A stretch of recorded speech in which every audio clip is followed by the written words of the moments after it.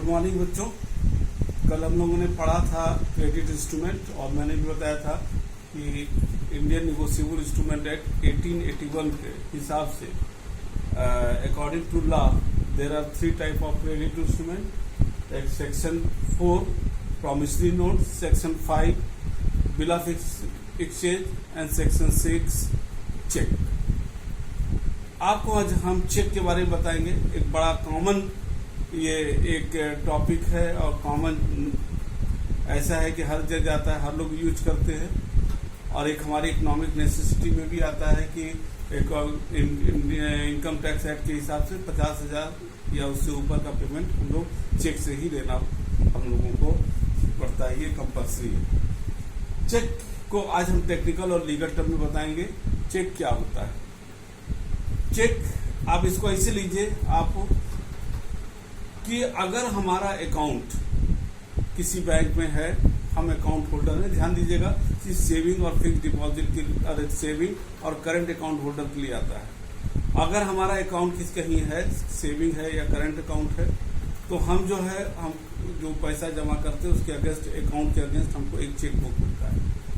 अब वो cheque book जो है, जब उसमें कई स्लिप होता है, हर एक का नंबर होता है, बैंक हमको देता है, माने अपने अकाउंट होल्डर को देता है। हमको किसी को पेमेंट करना है, हम उस चेक के थ्रू उसको पेमेंट करते हैं और उस पर उसका नाम लिख देते हैं, वो व्यक्ति को पेमेंट हो जाता है। ऐसे को तो cheque is an order to the bank, माने यहाँ पर चेक को जो है कस्टमर बैंक को ऑर्डर करता है कि साहब आप to pay the amount to such an person whose name is mentioned in the cheque slip.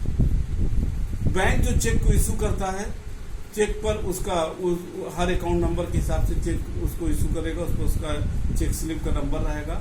आप उस चेक को ही अपने जो आपको नंबर, जिस नंबर का चेक इशू किया गया वही नंबर का चेक आपको उस पर दिया रहेगा, आपको देना होगा। उस पर अकाउंट का नंबर दिया रहता है, आपको उस पर साइन करना होता है और जो अमाउंट आपको उसमें लिखना है उसको लिखिए।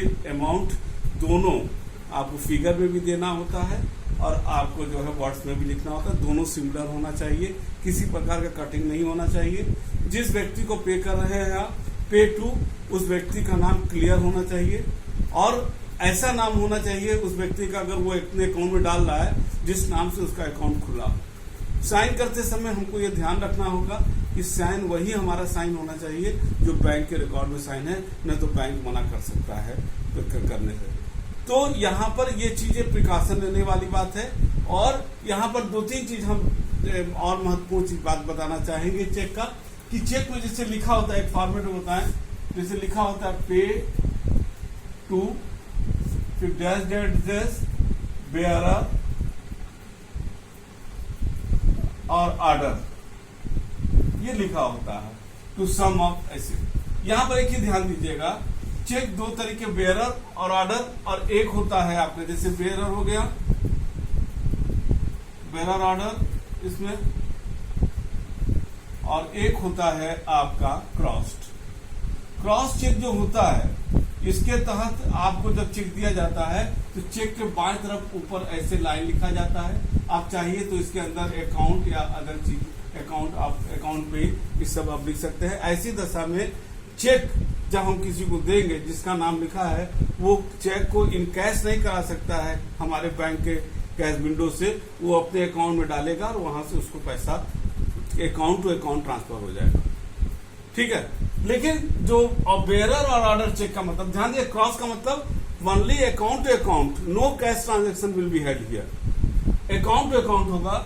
बेयरर और ऑर्डर का मतलब क्या है? बेयरर और ऑर्डर दोनों की केस में आप हमारे बैंक के, माने हमने आपको चेक दिया, हमारे बैंक के बैंक में जाइएगा और वहां के कैश काउंटर से आप ले लीजिएगा। बेयरर और ऑर्डर का जो डिफरेंस है, बेयरर का मतलब होता है कि the person who is bearing the cheque, he will encash the amount from the bank cash window.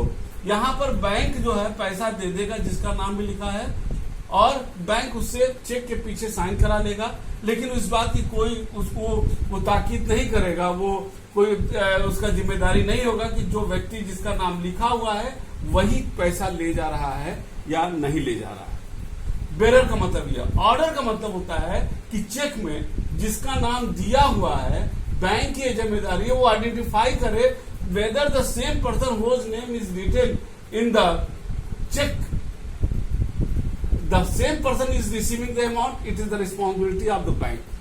In this case, the bank official may demand any document to prove that the identification of the person.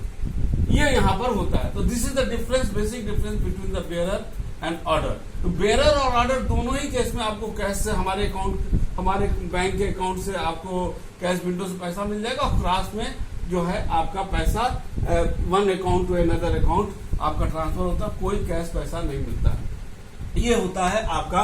तो यहाँ पर जो है check पर जो है हम लोग यहाँ पर डेट डालते हैं, और डेट जो डालेंगे, डेट बिना डेट का, बिना साइन का, बिना नाम का, और फिगर और वर्ड दोनों में, अमाउंट जो है फिगर और वर्ड दोनों में सही होना चाहिए, सही साइन होना चाहिए, ये सब होता है।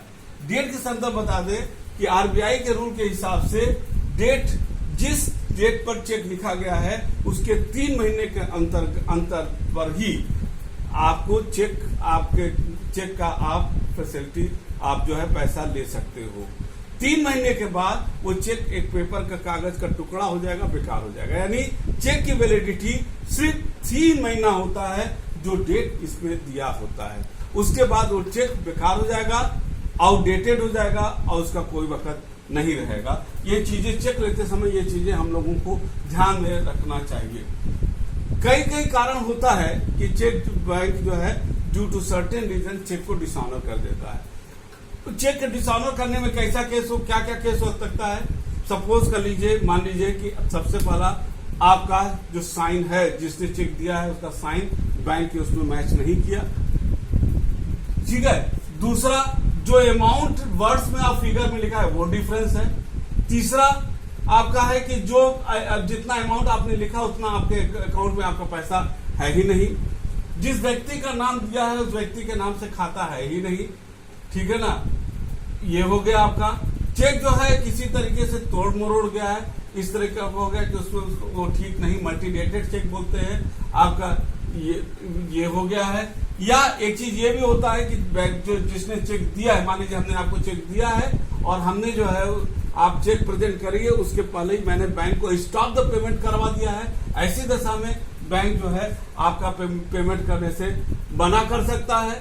या अदर कारण में, जैसे मान लीजिए कोई लीगल मैटर हो जिसके कोर्ट से ऑर्डर हो जाता है, इन सब चीजों को देखते हुए बैंक जो है चेक को पेमेंट करने से मना कर देता है। और जब पेमेंट करने से मना कर देता है, जिसको कहते हैं डिसऑनर ऑफ द चेक, ठीक है ना। तो डिसऑनर ऑफ द चेक के संदर्भ में बैंक आपको मना कर सकता है।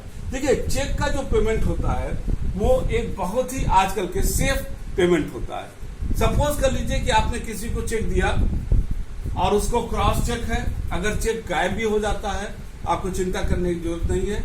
Immediately you should inform to the bank and bank official and request him to stop the payment.